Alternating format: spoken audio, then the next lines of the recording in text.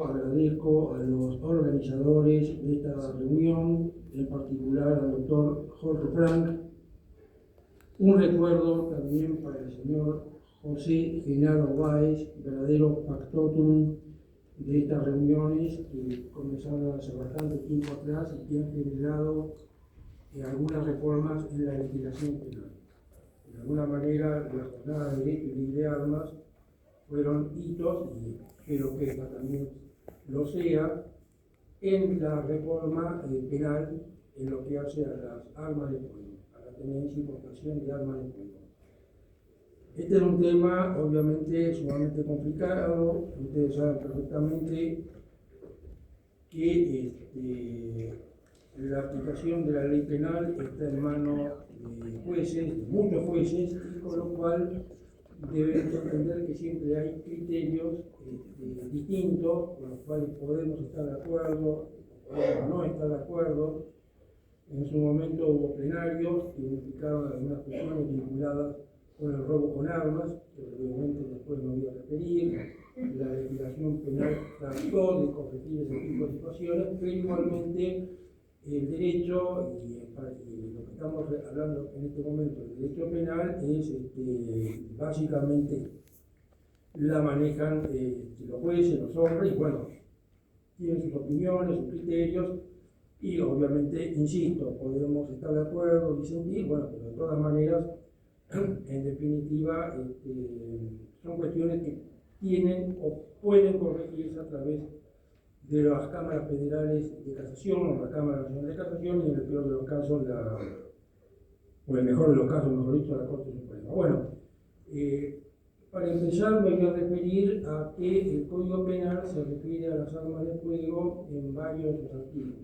En principio tenemos el genérico, el artículo 41 bis del Código Penal, que está ubicado en la parte general del Código Penal, en el capítulo destinado a la imputabilidad, y en los artículos concretamente de determinación de la pena, los artículos 40, 41, el 41 bis, concretamente respecto del arma de fuego, delito cometido con violencia o intimidación contra las personas mediante el empleo de un arma de fuego, las penas se elevan de 1/3 en el mínimo y de 1/3 en su máximo. Y esa elevación de pena no puede exceder el máximo, digamos, de la pena de los delitos, y fundamentalmente no se aplica el 41 bis cuando es la pena del arma de fuego completamente estuviera contemplada especialmente en el artículo, o sea, cuando esa agravante no estuviera contemplada, como es en el caso, por ejemplo,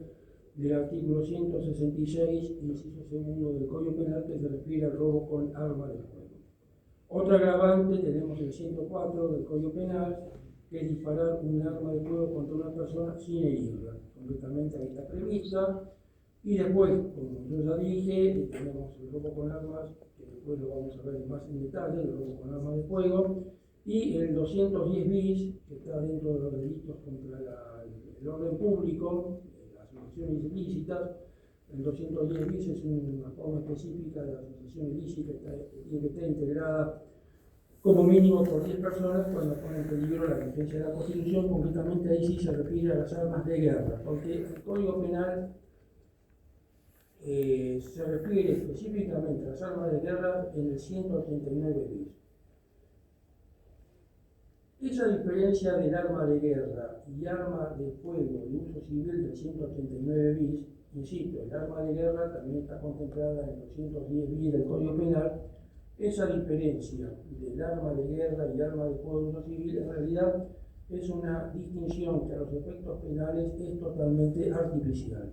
O sea, en definitiva, entendemos, consideramos que esa categoría, arma de guerra y arma de fuego de uso civil, o arma de guerra o arma civil, de uso civil, que se refiere a la ley 20.429, que es tributaria y heredera de la ley, concretamente la primitiva ley del año 1950, concretamente, que fue la primera que utilizó esta distinción, puede tener base y puede servir a los efectos administrativos o registrales si se quiere, pero desde el punto de vista penal, desde el punto de vista de la peligrosidad del elemento, es absolutamente inútil, ¿cierto? Un arma de fuego civil o un arma de guerra, y más concretamente la categoría que se utiliza, que es el arma de fuego de uso civil condicional, es exactamente igual, ¿no? O sea, no podemos hacer una distinción por calibre o por longitud del cañón o por lo que sea en base a una cuestión de índole registral. Bueno, como yo ya dije, esta ley, la 20.429, que es muy buena ley, como se viene diciendo en ley, creo que lo dijo también el director de la actual RENAL.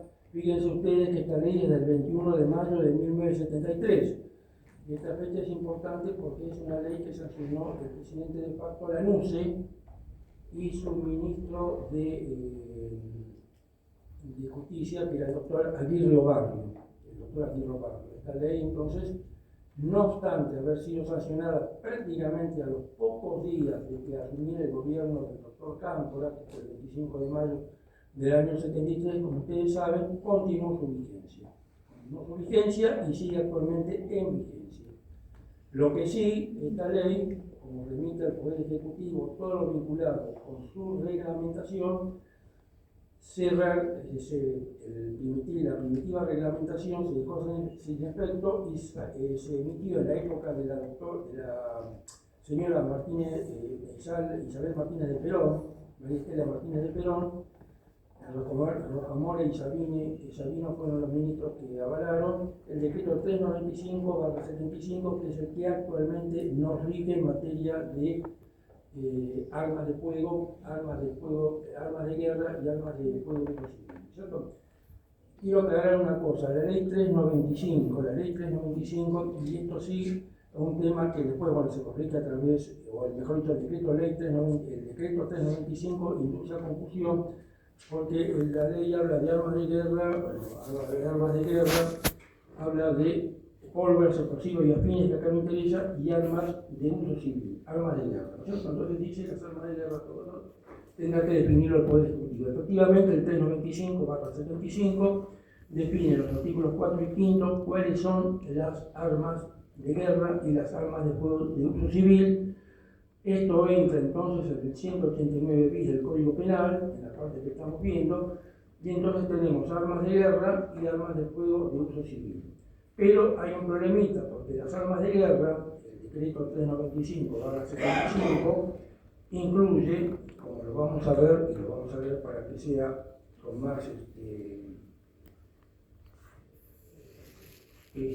para definirlo más correctamente, armas, materiales y dispositivos de uso prohibido. Y esto ha inducido a confusión porque junto con las armas de fuego, que podrían llamarse armas de guerra, que serían las armas de uso civil condicional o las armas de uso civil condicional, sí, incluye municiones, las armas, miras infrarrojas, chalecos antibalas, blindados y demás. Incluso esta confusión se ha trasladado a los tribunales porque algún tribunal alguna vez ha calificado como ilegal tenencia de arma de guerra la ilegal tenencia de un chaleco antibala, lo cual obviamente por definición nunca puede ser considerada arma, porque arma es todo elemento capaz que aumenta la capacidad de ofender o la capacidad de defenderse, etcétera, de una persona, pero no es un arma, obviamente es algo que se utiliza como arma impropia, lo cual no es dentro de lo que estamos tratando, ¿cierto? Estamos hablando de armas de fuego, o sea, el arma en sentido propio, el arma que está construida para servir como arma. Bueno, incluso tenemos, ustedes saben perfectamente, obviamente, que el arma dentro del arma de fuego, dentro de las armas, se considera dentro de la ley 20.429, armas blancas y contundentes, siempre que no formen parte integrante o accesoria de las clasificadas como armas de guerra.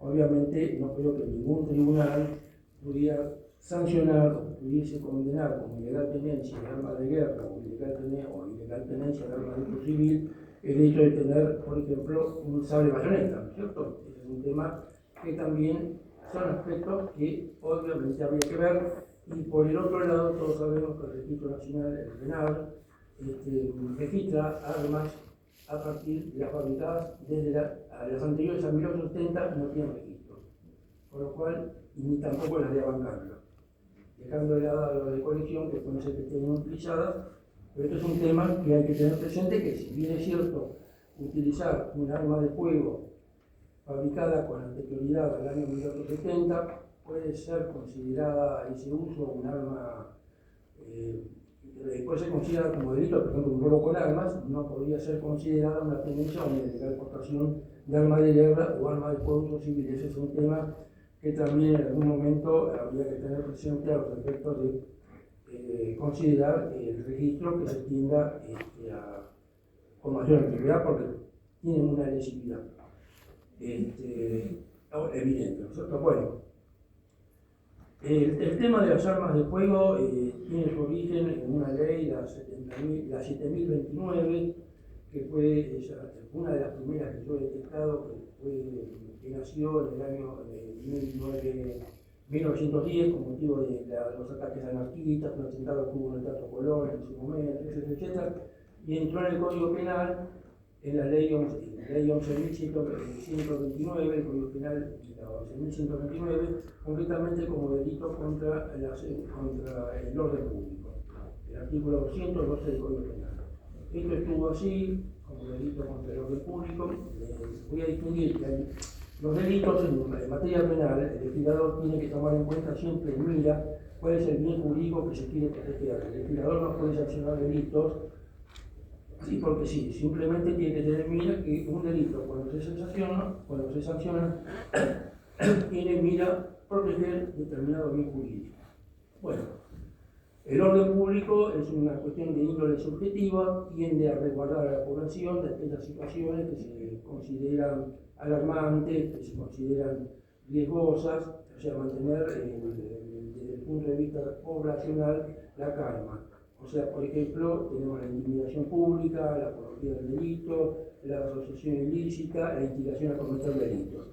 El orden público. El artículo 212, que contemplaba entonces la tenencia y portación de armas de fuego, la ley 17567 del año 67, la mejor reforma del Código Penal que se hizo, porque fue una reforma totalmente integral y trató de mantener el equilibrio entre todas las penas, delitos, etcétera, etcétera, trasladó este delito de orden público a delito de la seguridad común, como lo llamó en ese momento, actualmente seguridad pública, donde concretamente lo que se tiende es el bien jurídico, la seguridad pública, mantener a la población exenta de situaciones realmente riesgosas. Por eso hablamos que el delito de tenencia y portación de arma de fuego es un delito de peligro. Es un delito de peligro, se puede considerar de peligro concreto, se puede considerar de peligro abstracto. Concretamente, por ejemplo, el Código Penal, esa distinción, que es una distinción doctrinaria, habla de peligro abstracto, porque la ley penal presume iuris tantum, es decir, admitiendo prueba en contrario de que esa situación no es riesgosa. Por ejemplo, podemos decir que el Código Penal contempla una presunción iuris et de iuris, es decir, que no admite prueba en contraria, en considerar a los menores de menos de 16 años inimputables.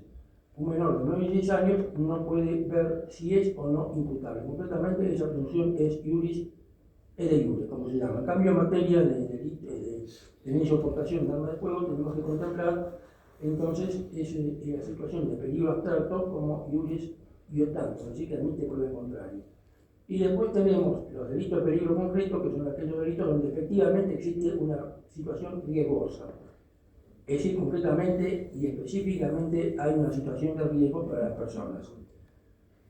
Bueno, esto ha sido materia permanentemente de reformas, el artículo 189 bis, y en este momento ha tenido el delito del 189 bis, contempla 4 situaciones: la simple tenencia de armas de fuego de uso civil, la simple portación de armas de fuego de uso civil, la simple tenencia de armas de guerra, armas de fuego siempre estamos hablando, no armas de guerra. Vuelvo a repetir ese ejemplo que lo vi anteriormente, considerar el chaleco antibalas un arma de guerra, que no lo es, obviamente, si no estamos hablando siempre de armas de fuego, concretamente entonces, estaríamos hablando del arma de fuego de uso civil condicional, que es el apartado quinto del inciso cuarto del decreto ley 395/75. Entonces, concretamente, la ilegal tenencia de armas de fuego, armas de guerra, armas de fuego de guerra y la ilegal portación. Bueno, las penas son realmente importantes, muy importantes, y acá tenemos un pequeño problemita porque estamos reprimiendo como delito de peligro, sea abstracto o sea concreto, de acuerdo al criterio que el tribunal tome, delitos con penas superiores a muchos delitos que son de daño, completamente. Por ejemplo, para no tener algún tipo de olvido, una tenencia de arma de fuego de uso civil, una prisión de 6 meses a 2 años, una tenencia ilegal, siempre estamos hablando de arma de guerra, de 2 a 6 años, una aportación de arma de fuego de uso civil de 1 año a 4 meses, y una ilegal exportación de arma de guerra de 3 años, 6 meses a 8 años y 6 meses, por lo cual son penas realmente importantes, son penas realmente muy importantes, tratándose de delito de peligro, sea de peligro concreto y sea de peligro abstracto. Para que ustedes lo tengan presente, el delito de lesiones graves tiene una pena de 1 año a 6 meses de prisión. Las lesiones graves, o sea, delito que es ya de daño. Las lesiones gravísimas de 3 años a 10 años, o sea, que es más grave. Es más grave una ilegal portación de un arma de guerra que una lesión gravísima. El abuso sexual simple en este momento lo tenemos de 6 meses a 4 años. El abuso sexual gravemente ultrajante lo tenemos de 4 años a 10 años. Todo esto doy pena para que ustedes se den cuenta cómo las reformas parciales del Código Penal alteran la sistemática general en materia de pena. Es decir, reprimimos con mayor rigor delitos de peligro que los delitos efectivamente de daño, ¿cierto? Los delitos de daño. Bueno, aparentemente la actual idea de hacer una reforma integral del Código Penal, bueno, esto me imagino que se tendrá en cuenta los efectos de crear una situación de que o subimos todas las penas o bajamos las penas y mantenemos un equilibrio entre todas las penas que tiene el Código Penal. Bueno, en cuanto a las armas, concretamente, yo ya dije que hay varios delitos que se refieren al arma de fuego. Cuando estamos hablando de arma de fuego, ¿cuál es el elemento normativo?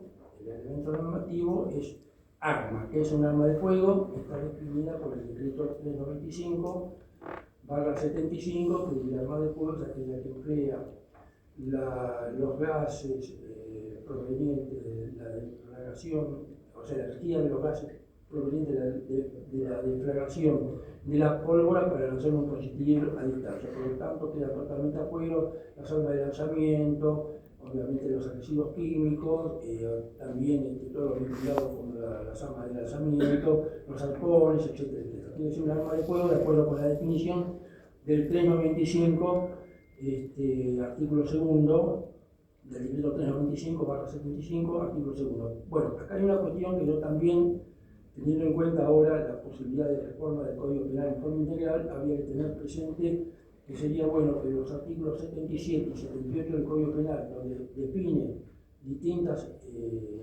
términos que se utilizan en el Código Penal, en el propio Código Penal y ya con jerarquía de ley, porque estamos hablando en este momento de un decreto reglamentario de la ley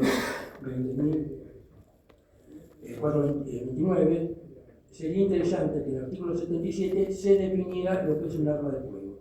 Concretamente, como uno de los elementos, como el 77, el artículo 77 del Código Penal, por ejemplo, define todo lo vinculado a lo que es un tripulante, una serie de definiciones da el artículo 77, ahí sería interesante que se definiera lo que es el arma de fuego.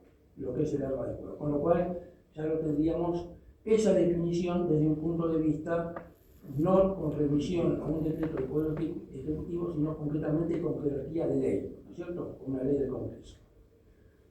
Entonces, concretamente tenemos el arma de fuego. Excluimos cualquier otro elemento, las miras telescópicas, las municiones así de, ¿cómo se llama?, de punta hueca, etcétera, etcétera, que no son armas desde un punto de vista que estamos considerando nosotros desde el punto de vista penal, ¿no es cierto? Bueno. Entonces, con respecto a este elemento normativo, y es un delito contra la seguridad pública, tenemos varias situaciones que hay que tener en cuenta. Yo ya dije que hay 4 modalidades: la simple tenencia, la simple portación, armas de fuego y uso civil, la simple tenencia, la portación y armas de guerra. Armas de guerra siempre estamos hablando de armas de fuego. Esto es importante. ¿Qué tipo de delito es? Bueno, es un delito permanente. Es un delito permanente porque exige que su consumación se prolongue en el tiempo. Pero, cuando hablamos de tenencia, la tenencia es una situación, se está reprimiendo un estado definitivo que es tener. La tenencia, bueno, se prolongará en el tiempo, pero concretamente la aportación es más específica porque se puede concretamente prolongar el tiempo. La tenencia es simplemente un contacto de la cosa con la persona, ¿no es cierto? Es un delito permanente, como yo ya dije antes, también es una ley penal en blanco, porque el elemento normativo remite a otro ordenamiento, en este caso el decreto de ley 395/75, que ahí define lo que es el arma de fuego. Yo ya dije, se reprime la tenencia, la deportación, y tiene que ser sin autorización. Si la tenencia está autorizada, obviamente no hay delito. Lo que sí se reprime es la ilegal tenencia o la ilegal deportación. El organismo encargado de dar esas autorizaciones es el RENAR. Me imagino que es algo muy simple, ustedes lo conocen perfectamente, no voy a ahondar en el tema. Un tema interesante sería determinar si la tenencia no autorizada, la ilegal tenencia en domicilio particular, puede ser considerada o delito o no delito. Tenemos en cuenta que podría no ser delito, podría considerarse no delito, porque no hay peligrosidad. O sea, precisamente si uno tiene un arma de fuego en su propio domicilio, obviamente no existe peligro para terceros. Tengan presente que nosotros podemos definir la existencia de delito o de no delito de acuerdo a la peligrosidad que esa tenencia o esa aportación pueda tener. Esto tiene vinculación con armas de fuego cargadas, descargadas, o que sean aptas o no aptas para el tiro, ¿no es cierto? Pero de todas maneras es un tema interesante que obviamente, vuelvo a insistir, en materia penal, esto está sujeto un poco a las interpretaciones que hagan los jueces, ¿no es cierto? Es un delito doloso desde ya, o sea, la tenencia y la ilegal portación tienen que ser con conocimiento y con conciencia de lo que se está cometiendo. Y hay otras cuestiones que la jurisprudencia ha tratado de mitigar el rigor, como es, por ejemplo, la fugacidad de la tenencia o la fugacidad de la aportación, es decir, por poco tiempo mínimo, ¿no es cierto? Que sea fugaz, no se considera este delito. ¿Qué es la tenencia? La tenencia, bueno, es una situación de tener corporalmente el elemento, ¿no es cierto? De tener corporalmente el elemento, el arma de fuego consigo, y lo que siempre se reprimió la tenencia, y a raíz de estos congresos de ley de armas, de derecho y ley de armas, se sancionó también la aportación, con lo cual la aportación es tener un arma de fuego, tenerlo, o sea que la tenencia sería el género y la aportación sería la especie, tener el arma de fuego consigo o en condiciones de uso inmediato, ¿no es cierto? Esto es importante. Tener el arma cargada, tiene que tener el arma cargada, si es un arma descargada, no será una aportación, será una tenencia, pero si no tiene la posibilidad de cargarla de forma inmediata, será una aportación. Esto es importante porque ha dado discusiones en el ámbito doctrinal, si tiene que estar cargada o descargada. Si está cargada, no hay ningún problema, es una ilegal aportación. Si está descargada, sería una tenencia, en tanto y en cuanto, y después vamos a referirnos a otro aspecto, sería una ilegal tenencia, pero salvo que tenga la posibilidad de ser cargada inmediatamente. Es decir, por ejemplo, tener una pistola descargada, y el cargador, el almacén cargador, y el almacén cargador inmediatamente poder ser inserto, con lo cual esa arma ya puede ser considerada una ilegal portación de arma de fuego. Si está descargada, será una ilegal tenencia. ¿Y dónde tiene que estar hecha esta protección o esta ilegal tenencia? Tiene que estar hecha en un lugar público, como dijo el doctor Frank, en lugar de acceso público, Y yo añadiría en lugar privado que no sea de la persona que la está portando o la está teniendo. Supongamos que uno vaya a la casa de un vecino, de un amigo, portando o teniendo un arma de fuego. Evidentemente salió de su ámbito de custodia, que es su domicilio particular, e ingresó a un ámbito privado que no es el propio. No es un lugar de acceso público, obviamente no es, por ejemplo, un almacén o una casa de comidas o lo que fuera, un negocio, pero ingresó en un ámbito privado, pero ilegalmente teniendo o portando el arma, que no es su propio ámbito de custodia, ¿no es cierto? El ámbito de custodia sería su propio domicilio. Entonces, yo añadiría como posibilidad de cometer delito en la situación. Bueno, ante el rigor de las penas, no sé, más o menos yo he dado una forma muy breve, muy rápida. Habría que entrar en una casuística sobre si el arma que se lleva en un bolso, el arma que se lleva en la guantera del automóvil, si es portación, si es tenencia, que esto se ha discutido permanentemente. El delito de portación en principio es un delito de propia mano, solamente puede cometerlo quien porta el arma de fuego. En cambio, el delito de tenencia del arma de fuego es un delito que admite la codelincuencia. Se puede co-tener un arma de fuego, ¿no es cierto? Estas son las diferencias que ha dado la jurisprudencia. Estamos en una casuística muy importante que habrá que ver en cada caso en particular cómo se resuelve, etcétera, etcétera. De todas maneras, yo lo escuchaba al señor Sanz refiriéndose a distintas situaciones de la legítima defensa y son todas cuestiones de hechos. Son todas cuestiones de hechos, si el atacante con el cuchillo está más cerca, más lejos, si tendría que haber un peritaje sobre si hay riesgo o no hay riesgo para concretamente considerar que hay una ilegítima agresión y si esta racionalidad se empleó de forma racional, como comentaba esta mañana al doctor Frank. Son todas cuestiones de hecho que lamentablemente uno no puede dar pautas porque siempre se pregunta lo mismo. Y en este caso, ¿hay legítima defensa o no hay legítima defensa? No se puede decir. En cada caso en particular es todo un mundo. Es imposible dar pautas generales porque depende concretamente del caso en sí. Bueno, entonces para mitigar la riesgosidad de estas penas, la ley concretamente que introdujo como delito de ilegal tenencia y de ilegal importación de armas de guerra, ha incluido algunas situaciones interesantes para hablar. Por ejemplo, el portador de armas, el ilegal portador, pero es legalmente tenedor. ¿Qué pasa? El legal tenedor tiene el arma, la tenencia la tiene registrada, tiene la credencial del legítimo usuario, pero no es portador autorizado. Entonces acá el Código Penal nos dice lo siguiente, concretamente, si es tenedor autorizado, con armas de que se trate, si la guerra entonces, o el arma de fuego incondicional, si es tenedor autorizado, se reduce la pena. Justamente el ilegal portador con tenencia legítima se reduce la pena.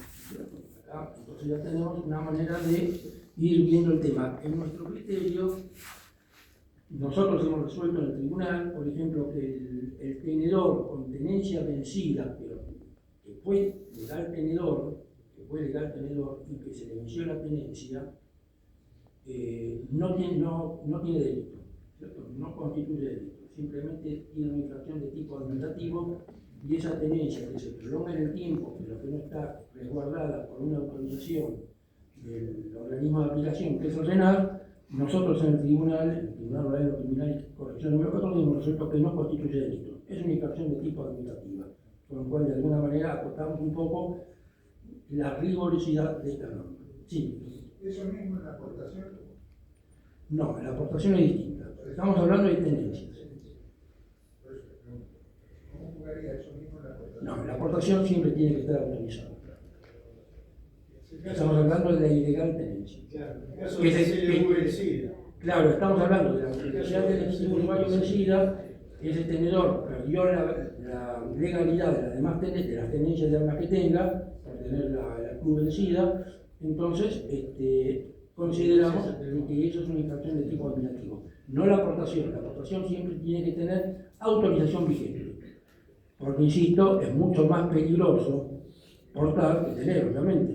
Siempre tenemos que tener en cuenta la mira del bien jurídico que tutela la norma. En este caso es la seguridad pública. portar es mucho más peligroso que simplemente tenerlo, ¿cierto? Bueno, pero de todas maneras el Código Penal, ante la rigurosidad de las penas que sancionan, las son penas realmente elevadas, acá una válvula de escape y reducimos la pena. Después tenemos otra manera de salir.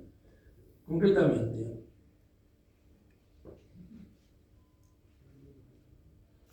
estamos hablando entonces cuando la misma reducción se reduce la pena en un tercio, digamos, en los cuales el legal, el que tiene la residencia legal, pero tiene la aportación, no tiene aportación, pero fíjense qué interesante, cuando las circunstancias del hecho y las condiciones personales del autor resultan evidente la falta de intención de utilizar las armas portadas con fines ilícitos.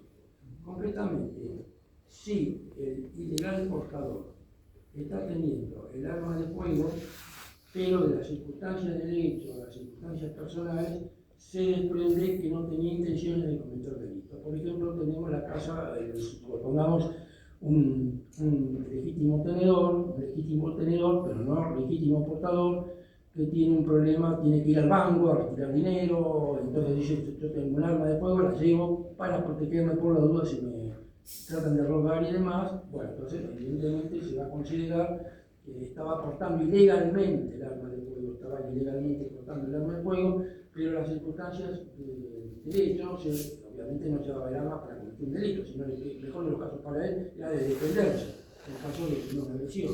Este es un tema también que la ley prevé, y yo le diría que esto ha sido considerado de una manera bastante amplia por los tribunales, ante la rigurosidad que tiene la pena. Yo la digo, el arma de guerra tiene un mínimo de 3 años a 6 meses, no sería escarcelable, entonces de alguna manera se lo considera de una manera bastante amplia esta disminución de la pena. De alguna manera, incluso hasta podría tener una probation, ¿cierto? Si consideramos esta disminución de pena. Doctor, le hago una consulta, porque si no va a pasar y se me va a pasar. Cuando usted habla que ustedes en el tribunal adoptaron esta medida como atenuante, ¿sentó jurisprudencia y usted conoce si otros tribunales han adoptado fallos similares? No desconozco el tema. Nosotros adoptamos esta tendencia y quedó firme porque la Fiscalía no la recurrió. O sea que se podría citar como jurisprudencia, pero nada se más. puede citar como jurisprudencia del tribunal. Usted sabe que cada tribunal tiene su propia jurisprudencia y en definitiva a través de recursos se lleva a la Cámara de Casación, pero muchas veces la jurisprudencia del tribunal oral, son 30 tribunales orales, son 28 en este momento, esa jurisprudencia es del tribunal y si no recurre al fiscal queda firme, no queda Pero una propio. cortita más, porque capaz que lo tiene adelante usted y yo me estoy adelantando, la palabra transporte aparece. Bueno, el transporte está en el 395/75, que es llevar el arma, llevar el arma consigo, pero tiene que ser descargada e incluso sin la posibilidad de ser Empleada inmediatamente. claro, de alguna manera de colocarse en forma inmediata de uso, ¿no es cierto? O sea que el transporte, obviamente, si no está autorizada, el transporte está autorizado para el arma de fuego, ¿no es cierto? Pero, ojo, que si usted está transportando un arma de fuego que usted no tiene la credencial del legítimo usuario, comete el delito de ilegal tenencia de arma de fuego. No de ilegal portación porque no está cargada. Ni puede ser, no puede estar puesta en condiciones de uso inmediato. ¿Comprende? Bueno, concretamente, después tenemos algunos agravantes, concretamente, con lo cual ya nos llegamos hasta de 4 a 10 años, fíjense la pena que estamos manejando, de 4 a 10 años en delitos de peligro. Yo quiero señalar que son delitos de peligro, o sea, el delito de peligro es simplemente una situación de riesgo, pero que no hay, en ese momento no se ha utilizado el arma de fuego en forma concreta, como sería con un delito de robo, ¿no es cierto? Ni siquiera con una tentativa. Bueno, concretamente, el que registrar antecedentes penales por delito doloso contra las personas, no sé por qué contra las personas, también podría ser contra otro tipo de personas, no solamente por el título primero de la parte especial del Código Penal, o se contrae gozando de una excarcelación o exención de prisión anterior y portar el arma de fuego, o sea, si tuviera una excarcelación o exención de prisión anterior, obviamente no está condenado. Es una persona que está imputada de algún delito que incluso hasta podría ser absuelto. Esa pena va de 4 a 10 años de prisión. Evidentemente es una pena bastante importante. Después se reprime el acopio de armas de fuego. Este es otro tema que tenemos. ¿Qué es acopio de armas de fuego? ¿Qué cantidad de armas de fuego hay que acopiar para ser considerado delito? Es un tema, es una ley penal en blanco y no hay una pauta en general. Sería interesante, por ejemplo, para que los tipos penales, para que este tipo penal esté bien claro, se definirá cuántas armas hay que tener para ser considerado como acopio. Así, por lo menos se va a saber si hay acopio o no. Y concretamente, son penas de acopio de 4 a 10 años, con lo cual ya estamos con una pena sumamente importante. Y después está también el suministro de armas de fuego a una persona que no tenga autorización, ¿no es cierto? Que no tenga autorización para que la persona no acreditara su condición de legítimo usuario. Ahora, yo pregunto lo siguiente, que esto es un tema también interesante para ver, muy interesante. La persona, o sea, el señor del campo va a casar, se va a hacer fusil, es legítimo usuario, legítimo vendedor, legítimo portador, y se encuentra con alguien que dice: déjame probar el arma, quiero tener el arma, quiero tirar unos tiros, ¿qué pasa? Se le mete el fusil, se le entrega, tira unos tiros, pero cometió delito, porque suministró el arma a una persona que no acreditó su calidad de legítimo usuario. Esto no está previsto. Podríamos arreglarlo a través de la fugacidad, que fue una tenencia, una aportación muy fugaz que no afectaba a la seguridad pública, pero de todas maneras es un tema abierto que podría constituir delito. Ese sería el supuesto delito que cometió Lago Marcino al darle al fiscal Nisman la Garza. Porque no era legítimo usuario. Sí, sería así, no, porque ahí no hay fugaz, porque Nisman la tuvo consigo. Totalmente. La tuvo consigo. Y después hay otro tema,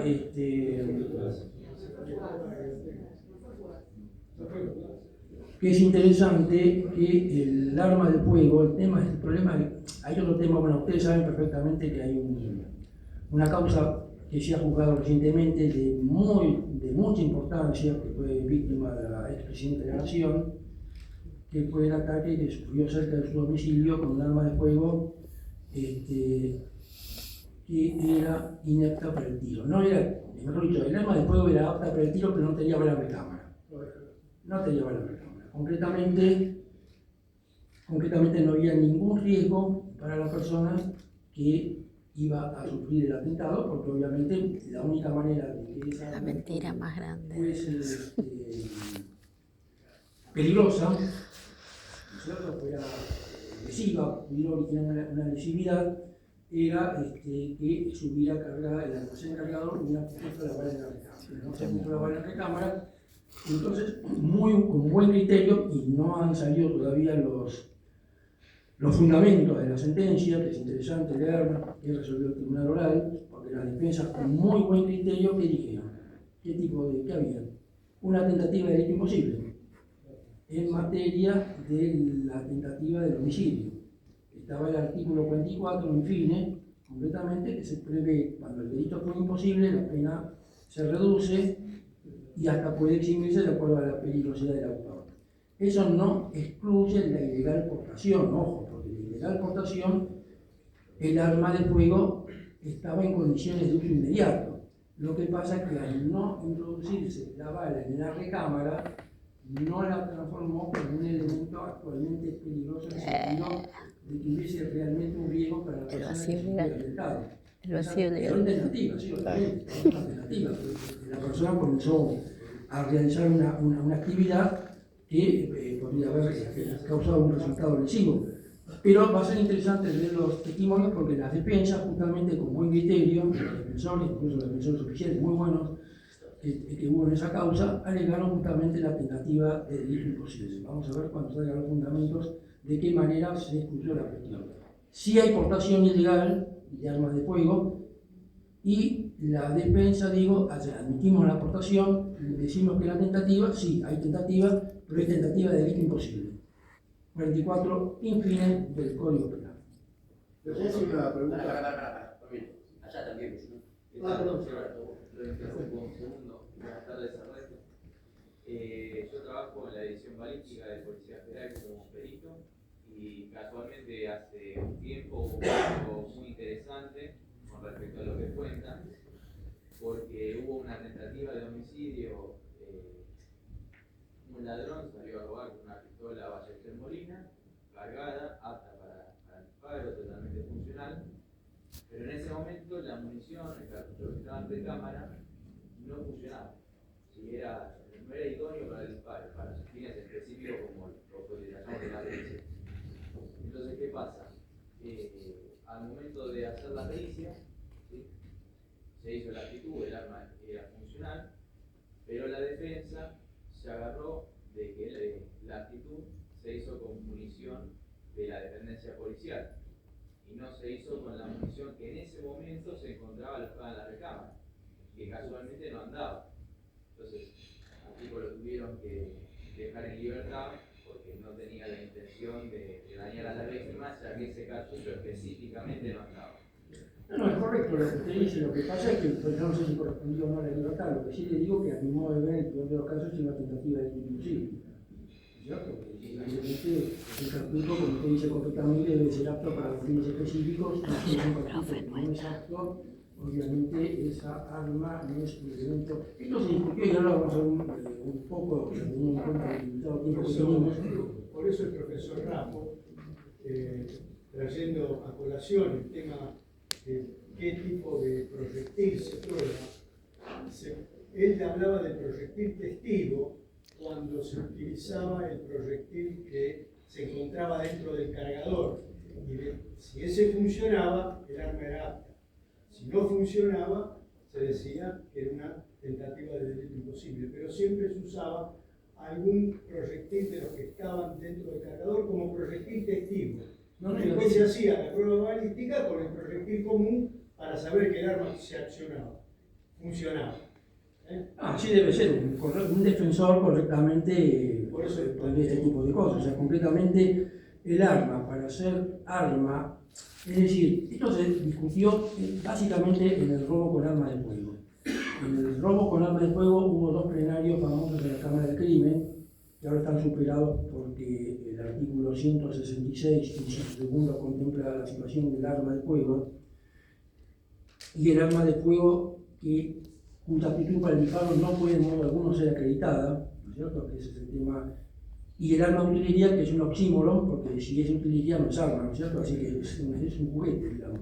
Pero básicamente hubo dos plenarios, uno del año 76, el plenario Scioscia, y el otro del año 86, de Costa. Concretamente, en el plenario Scioscia siempre se dijo que por más que el arma no fuera apta para el tiro, o el cartucho, como usted dice, no fuera apta, siempre se consideraba robo con arma de fuego, porque se consideraba la situación subjetiva que corría la víctima. En cambio, el plenario Costa se fue al criterio objetivo, es decir, concretamente tenía que haber un riesgo concreto de peligro, de lesividad para la persona víctima. En este momento, lo que tenemos es el robo con armas, el 166, inciso segundo, pero además el robo con arma de fuego eleva la pena del robo con arma. El robo con arma tiene de 5 a 15, tengan en cuenta la penalidad que tiene, 5 a 15 años. Y el robo con arma de fuego eleva esa penalidad un tercio en el mínimo y en el máximo. O sea que es una pena muy importante. Prácticamente estamos en un homicidio simple cometible en el mínimo. Son 5 años más un tercio, estamos en 7 años, claro, 7 años. De 6 años y 8 meses a ver. Bueno, estamos completamente en penas muy importantes en un robo. Y hay homicidio, bueno, aplicamos la pena de homicidio, bueno. Pero justamente teniendo en cuenta los antecedentes de los plenarios, el Scioscia, el 76 y Costas, en el año 86 concretamente, entonces se dio el criterio de que el arma de fuego, cuya aptitud para el fuego no podía ser acreditada de modo alguno, esa pena se reducía, no se la consideraba, o el arma de utilería no se la consideraba como arma, ¿cierto? Entonces, ahí empezaron la redacción, que es defectuosa, tenemos que reconocerlo, arma de fuego cuya aptitud para el fuego no pueda ser acreditada, entonces estaban diciendo toda aquella aptitud, tiene que estar cargada, recargada, etcétera, etcétera. Bueno, en definitiva, yo creo que en este momento el criterio unánime de la jurisprudencia es considerar que un arma de fuego descargada, o como dijo muy bien usted oficial, cuyos proyectiles son ineptos, no son aptos para el disparo, no es idónea para tener el agravante del delito de robo con armas de fuego, ¿no es cierto? Concretamente se trae el ejemplo siempre del arco sin la flecha, o si en la onda sin la piedra. Concretamente tiene que, objetivamente, la integridad física de la persona realmente tiene que correr peligro. En este momento, la aptitud para el disparo tiene que ser acreditada. Obviamente usted está paralítica, sabrá perfectamente que en el momento se revisan los proyectiles, la aptitud del arma, un montón de pericias se realiza sobre el arma, pero el arma descargada, obviamente, no es robo con arma. Y es más, algún criterio ha dicho que ni siquiera es robo con armas, se va al robo simple, lo cual ya creo que no sería tan lógico. Que no sea arma de fuego, bueno, pero arma puede ser que sea, decir, concretamente se vaya a criterios extremos, pero bueno, en la viña del Señor, en el Poder Judicial, hay para todos los gustos. Sí. Buenas tardes, doctor. Yo soy funcionario de Gendarmería Nacional. ¿Qué pasaría si un funcionario ejerce defensa, ¿sí? Abate a un delincuente en ese caso, ¿sí? Con ese funcionario? No hay.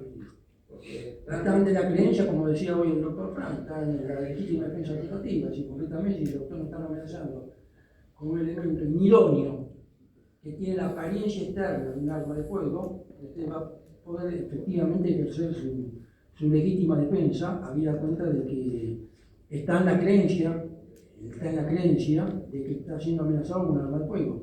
Que esté descargada, no esté cargada, que sea un juguete, etcétera. Bueno, usted está, además, partamos de la base siguiente, esto se resuelve en fracciones de segundos, no se puede resolver en un laboratorio.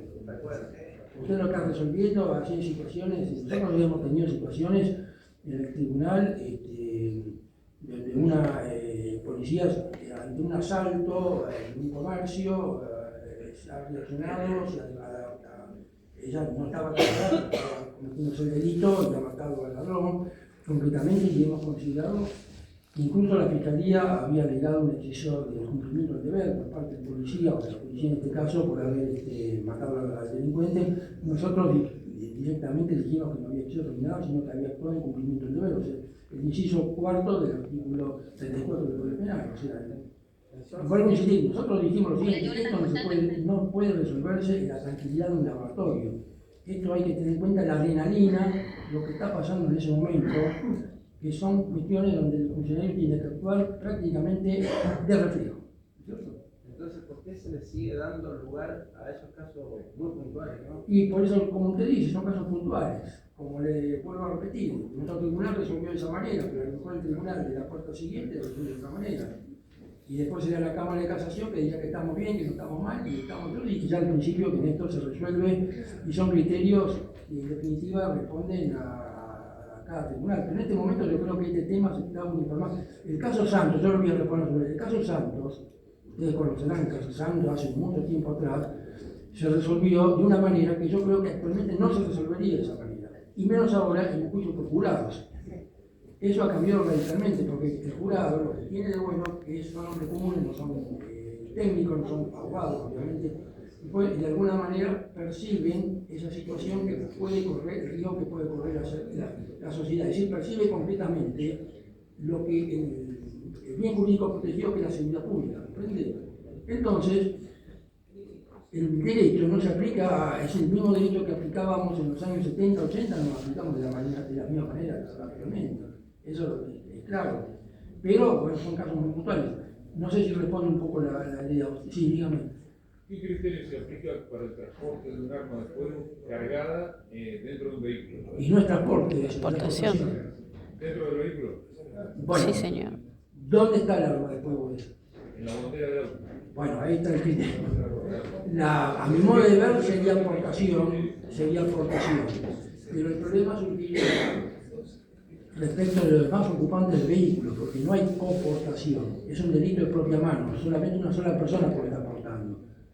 Los demás ocupantes del vehículo, que saben de esas circunstancias, porque recordemos siempre que es un delito doloso, tienen que conocer, si ignoran, bueno, no saben, serían ilegítimos tenedores.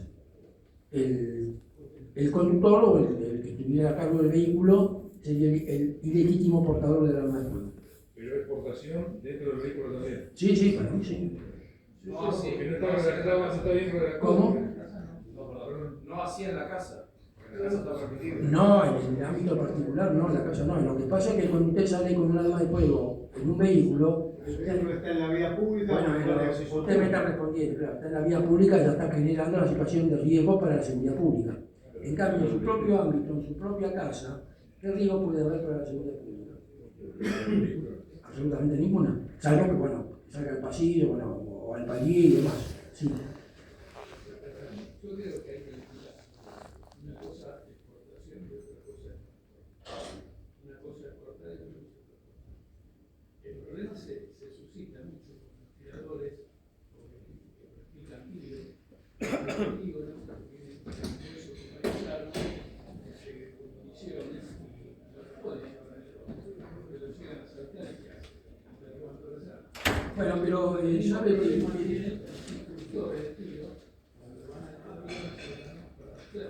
no, pero lo que usted, correcto.